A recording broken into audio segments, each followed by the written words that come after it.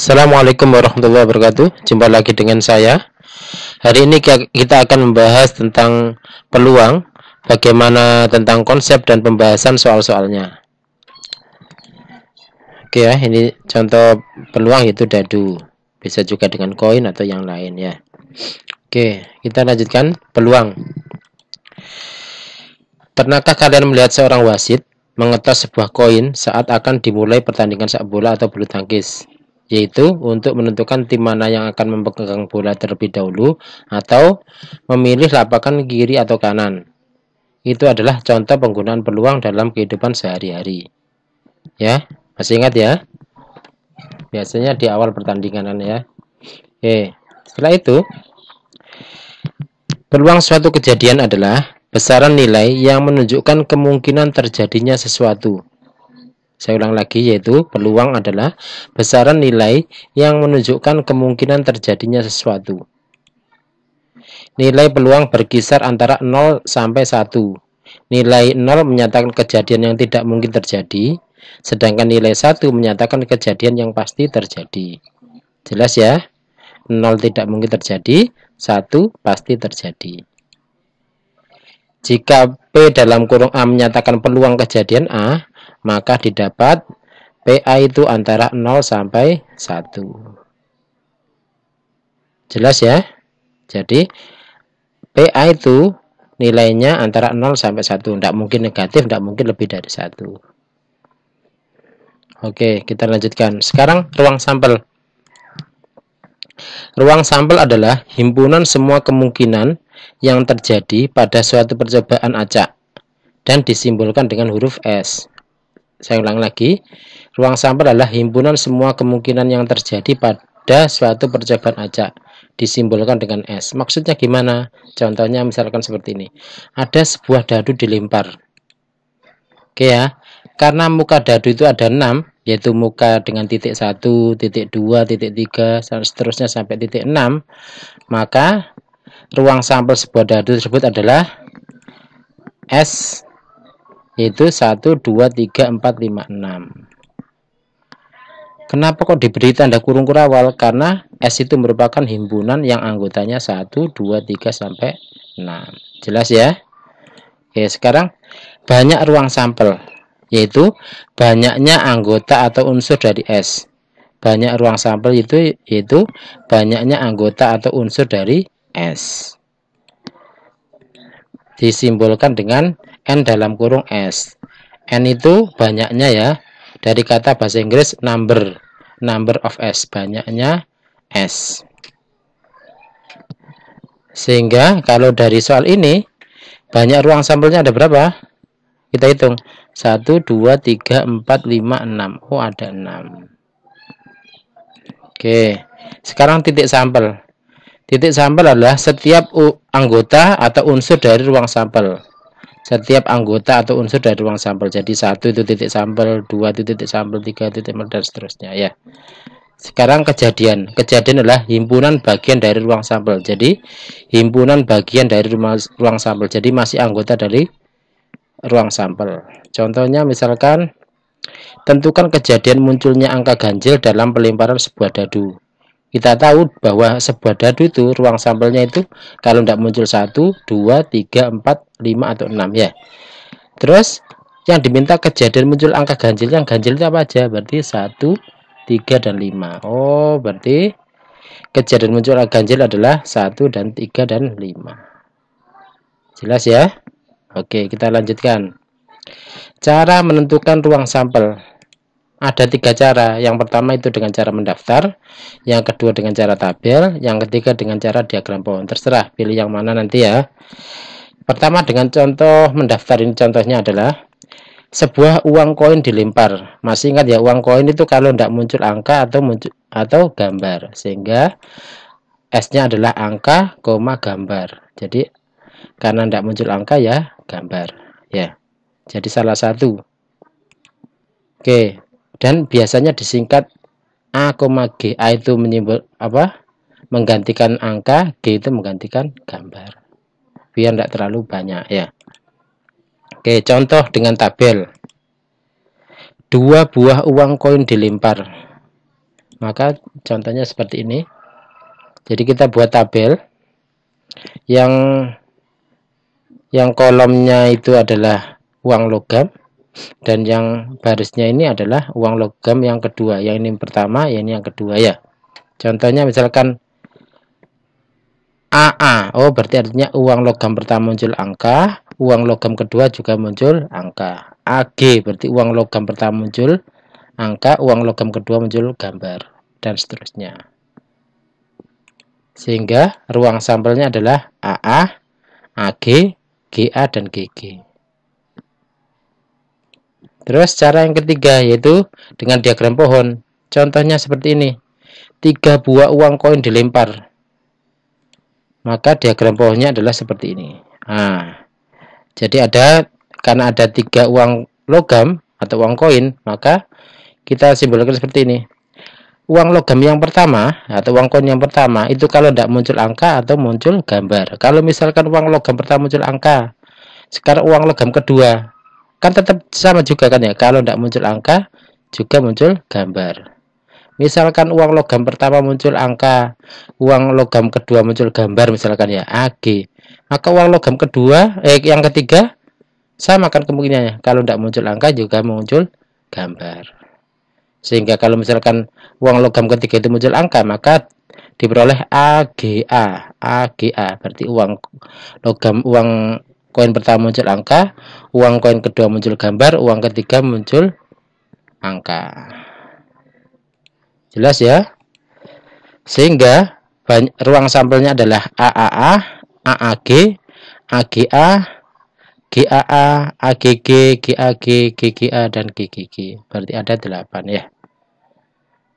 Oke, kita lanjutkan lagi. Sekarang banyak ruang sampel. Jika terdapat pelemparan lebih dari satu benda, ini pelemparan ya, lebih dari satu benda, maka banyak ruang sampelnya adalah perkalian dari banyak ruang sampel tiap benda tersebut. Saya ulangi lagi, jika terdapat pelemparan lebih dari satu benda, maka banyak ruang sampelnya adalah perkalian dari banyak ruang sampel tiap benda tersebut. Maksudnya seperti apa? Contohnya seperti ini. 2 buah uang koin dilempar. Ini kan ada lebih dari satu benda ya. Ada koinnya 2 ya. Berarti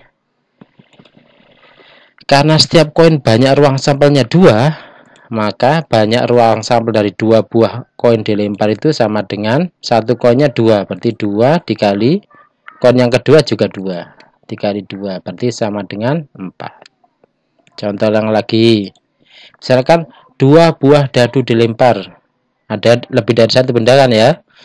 Karena setiap dadu banyak ruang sampelnya 6, maka banyak ruang sampel dari 2 buah dadu sama dengan satu dadunya 6. Berarti 6 dikali dadu yang kedua juga 6. Berarti sama dengan 36.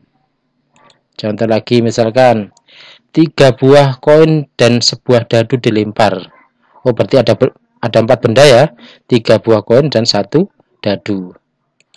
Oke, berarti banyak ruang sampelnya adalah 3 buah uang koin, satu koinnya 2, berarti 2 dikalikan sebanyak 3 kali ya.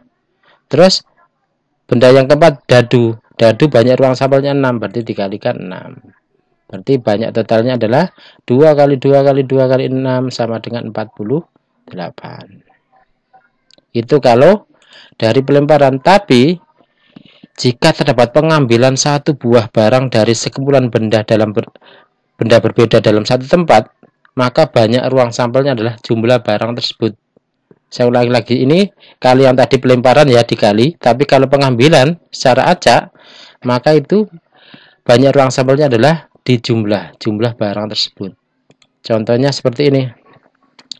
Terdapat 5 kelereng merah, 6 kelereng hijau, dan 7 kelereng biru di sebuah karung. Berarti banyak ruang sampelnya adalah 5 kelereng merah, berarti 5. Ditambah 6 kelereng hijau berarti tambah 6, ditambah 7 kelereng biru berarti ditambah 7. Berarti sama dengan 5 tambah 6 tambah 7 berapa? Betul, 18. Oke, jelas ya? Oke, kita lanjut lagi. Sekarang menghitung peluang. Peluang kejadian A sama dengan perbandingan banyak kejadian A dengan banyaknya ruang sampel. Saya ulang lagi, peluang kejadian A sama dengan perbandingan banyaknya kejadian A dengan banyaknya ruang sampel. Oke, disimbolkan dengan PA sama dengan N dalam kurung A per N dalam kurung S. Dengan P dalam kurung A itu peluang kejadian A, N dalam kurung A adalah banyak kejadian A, dan N dalam kurung S adalah banyak ruang sampel. Jadi kita cukup nyari NA sama NS ya. Contohnya seperti ini. Sebuah uang koin dilempar, tentukan peluang muncul gambar. Oke ya, kita lihat yang diketahui. Yang diketahui sebuah uang koin, berarti sebuah koin, kita cari NS-nya. Banyak ruang sampelnya adalah 2. Kenapa kok 2? Karena munculnya kalau tidak angka ya gambar. Setelah itu kejadian muncul gambar. Gambar di satu koin itu ada berapa? Cuma ada 1 kan ya, yaitu G itu aja. Berarti NA-nya adalah 1. NA sudah ada, NS sudah ada, sehingga peluang muncul gambar bisa kita ketahui, yaitu dengan rumusnya NA per NS sama dengan 1/2. 1/2. Bisa ditulis 1/2, bisa ditulis 0,5. Oke, lanjut. Contoh lagi, sebuah dadu dilempar, tentukan peluang muncul bilangan genap. Ya, sebuah dadu dilempar, tentukan peluang muncul bilangan genap. Oke, ada sebuah dadu, kita cari banyak ruang sampelnya dulu. Ada 6, kok bisa 6? Karena kalau tidak muncul angka 1, muncul 2, muncul 3, atau muncul 4, sampai muncul 6. Ada 6 ya. Terus, kejadian muncul bilangan genap. Bilangan genap di dadu 1 sampai 6 itu apa aja? Yaitu kalau tidak 2, 4, atau 6. Berarti banyaknya kejadian A ada berapa? Ada 3. Kok bisa 1, 2, 3? NA sudah ada, NS sudah ada, berarti peluang muncul bilangan genap sudah bisa kita cari, yaitu dengan rumusnya NA per NS. NA-nya itu 3 dibagi NS-nya 6. 3 per 6, karena bisa disederhanakan berarti sama dengan 1/2. Sama-sama dibagi 3 ya. Oke, jelas ya? Oke, kita lanjutkan lagi. Contoh lagi. 2 buah uang koin dilempar, tentukan peluang muncul tepat 1 angka. Ada kata-kata tepat 1 angka ya. 2 buah koin, kita cari banyak ruang sampelnya adalah 2 buah koin, masing-masing koin 2, berarti 2 dikali 2, berarti sama dengan 4. Terus ada kejadian muncul tepat 1 angka. Tepat 1 angka ya, berarti angkanya muncul sekali. Berarti kejadiannya itu kalau tidak AG atau GA. AG itu kalau koin pertama muncul angka, koin kedua muncul gambar, atau koin pertama muncul gambar, koin kedua muncul angka. Tidak boleh AA. Kenapa? Karena kedua-duanya muncul angka. Karena mintanya apa? Tepat 1 angka. Berarti NA-nya ada 2. NA sudah ada, NS sudah ada. Berarti peluang muncul tepat 1 angka sudah bisa dicari dengan cara NA per NS. NA-nya 2 dibagi NS-nya 4. Berarti disederhanakan sama dengan setengah. Oke, kita lanjutkan lagi. Contoh lagi. 3 buah uang koin dilempar. Tentukan peluang muncul tepat 2 gambar. Tepat 2 gambar. Oke. 3 buah uang koin. Berarti banyak ruang sampelnya adalah ada 3 buah uang koin. Berarti masing-masing koin 2. Berarti 2 dikalikan 2 dikalikan 2 sebanyak 3 ya. Sama dengan 8. Terus kejadian muncul tepat 2 gambar. Tepat 2 gambar ya. Berarti kalau tidak GGA, GAG atau AGG. Jadi karena angkanya cuma ada 1. Kalau tepat 2 gambar kan berarti angkanya 1 ya. Kenapa? Karena ada 3 uang koin. Nah, tinggal kita biar kita atur ya, kita urutkan biar untuk meminimalisir kesalahan dalam menghitung, dalam mencacah. Pertama kita taruh A-nya di belakang, setelah itu A-nya geser 1, setelah itu A-nya geser 1 lagi. Jadi tepat ada 3 ya. Berarti ada 3, NA sudah ada, NS sudah ada, sehingga peluang muncul tepat 2 gambar sudah bisa kita cari, yaitu dengan rumusnya ya. NA per NS diperoleh 3/8. Jelas ya? Oke, kita lanjutkan lagi. Oh, masih ada contoh lagi. 2 buah dadu dilempar. Tentukan peluang jumlah mata dadu sama dengan 5. 2 buah dadu dilempar, tentukan peluang jumlah mata dadu sama dengan 5. Oke, cara menjawabnya, 2 mata dadu, kita cari NS-nya. 1 dadunya 6, berarti karena ada 2 buah dadu, berarti 6 dikalikan dengan 6, sama dengan 36. Terus, saya berikan tabel ini untuk memudahkan dulu ya. Terus, kita cari kejadian muncul jumlah mata dadu sama dengan 5.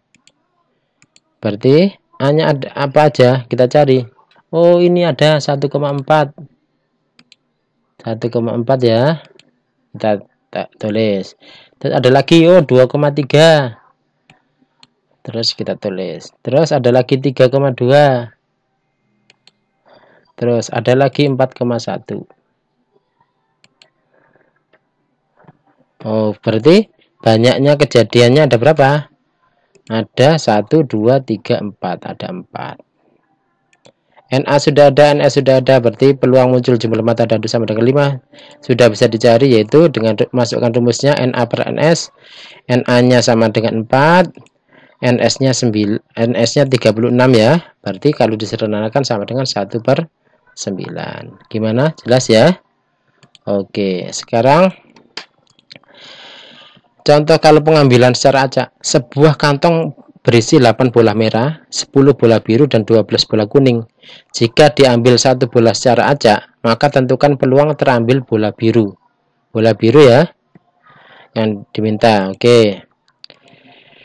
Ada 8 bola merah, 10 bola biru, dan 12 bola kuning, sehingga banyak ruang sampelnya adalah jumlahan dari ini semua. 8 ditambah 10 ditambah 12, berarti sama dengan 30. Terus, kejadian terambil bola biru. Bola birunya ada berapa? NA-nya ada 10. Bola birunya sudah 10 ya. NA sudah ada, NS sudah ada, sehingga peluang terambil bola biru sama dengan NA per NS sama dengan 10/30 NS-nya. Berarti kalau disederhanakan sama dengan, oh ini 1/3 ya. 1/3. Oke. Kita lanjut lagi. Bagaimana dengan kartu bridge atau remi? Contohnya adalah kartu bridge itu ada 52 kartu. Jadi NS-nya 52. Seperti ini ya. Ini kecil ya. Tidak apa-apa. Setelah itu ada 13 kartu waru hitam. Yaitu terdiri dari 2, 3, 4, 5 Jack, Queen, King, As ya. Terus ada 13 kartu hati sama anggotanya. Ada 13 kartu wajik sama ya anggotanya. Ada 13 kartu keriting sama anggotanya. Terus dengan ini adalah skop, bisa waru hitam ya, atau bahasa Inggrisnya speed. Yang ini adalah keriting, bisa dibaca bahasa Inggris itu club atau clover. Sekop sama keriting itu berwarna hitam, dan hati sama wajik itu berwarna merah ya. Hati itu bisa heart, wajik itu diamond ya. Oke, jadi ada yang merah itu waru hitam sama keriting, yang merah itu hati sama wajik. Oke, sekarang contohnya. Dari satu set kartu bridge diambil sebuah kartu secara acak. Tentukan peluang ya, terambil kartu 6 warna merah. Oke, yang warna merah tadi hati sama wajik. 6-nya oh berarti ada 6 hati sama 6 wajik ya, berarti ya. Terus pertama, satu set kartu bridge ada 52 NS-nya. Kejadian terambil kartu 6 merah yaitu A-nya itu kalau ndak 6 hati ya 6 wajik, karena mintanya merah. Berarti NA-nya ada 2. Ini NA ya. NA-nya ada 2, sehingga NA sudah ada, NS sudah ada, sehingga peluang terambil kartu 6 merah adalah dimasukkan rumusnya, diperoleh 2/52 atau sama dengan 1/26. Mana jelas ya? Oke. Sekarang menghitung peluang komplement. peluang kejadian bukan A, jadi bukan A ya, peluang kejadian bukan A disimbolkan dengan PA aksen atau PA komplement. C itu komplement ya, dari bahasa Inggrisnya komplement ya. Dibaca peluang A aksen, ini A aksen atau peluang A komplement. Dengan nilai P bukan A ya, atau PA aksen sama dengan 1 dikurangi PA. PA itu peluang kejadian A ya. Contoh, jika peluang hari ini kota Surabaya akan hujan adalah 0,64, maka tentukan peluang hari ini kota Surabaya tidak hujan. Cara menjawabnya, peluang hari ini kota hujan Surabaya adalah PA sama dengan 0,64, sehingga peluang hari ini kota Surabaya tidak hujan itu sama dengan PA aksen. Karena PA aksen itu nilainya sama dengan 1 dikurangi PA, berarti sama dengan 1 kurangi 0,64, berarti sama dengan 0,36. Jelas ya? Oke, kita lanjutkan. Menghitung frekuensi relatif. Frekuensi relatif adalah perbandingan banyaknya kejadian yang diamati dengan banyaknya percobaan. Oke ya, perbandingan banyaknya kejadian yang diamati dengan banyaknya percobaan. Frekuensi relatif itu rumusnya ini ya. Perbandingan banyak kejadian yang muncul dengan banyak percobaan. Sehingga kalau ada contoh Budi melempar dadu sebanyak 60 kali dan mendapati 12 kali muncul mata dadu 2. Tentukan frekuensi relatif muncul mata dadu 2 yang dilakukan oleh Budi ya. Oke. Banyak percobaannya 60 kali. Terus kejadian muncul mata dadu 2 itu sebanyak 12 kali. Berarti frekuensi relatif mata dadu 2 itu sama dengan 12 dibagi dengan 60 atau sama dengan 1/5, atau bisa ditulis juga dengan 0,2. Jelas ya? Oke, sekarang kita frekuensi harapan. Frekuensi harapan adalah banyaknya kejadian yang diharapkan dari suatu percobaan. Jadi banyaknya kejadian yang diharapkan dari suatu percobaan. Frekuensi harapan kejadian A muncul sama dengan banyak percobaan dikali peluang kejadian A. Tulis seperti ini ya, banyak kejadian dikalikan peluang kejadian A. Contohnya seperti ini. Tentukan frekuensi harapan munculnya mata dadu faktor dari 6 dari pelemparan mata dadu sebanyak 300 kali. Berarti banyak percobaannya 300 kali, berarti sama dengan 300. Terus kejadian muncul mata faktor dari 6. Mata faktor dari 6 itu ada apa aja? 1, 2, 3, dan 6 ya. 1, jadi faktor itu sama dengan yang bisa membagi 6 ya. 1 bisa membagi 6, 2 juga bisa, 3 juga bisa, 6 juga bisa. Atau 6 itu diperoleh dari 1 kali 6, berarti 1 masuk, 6 masuk.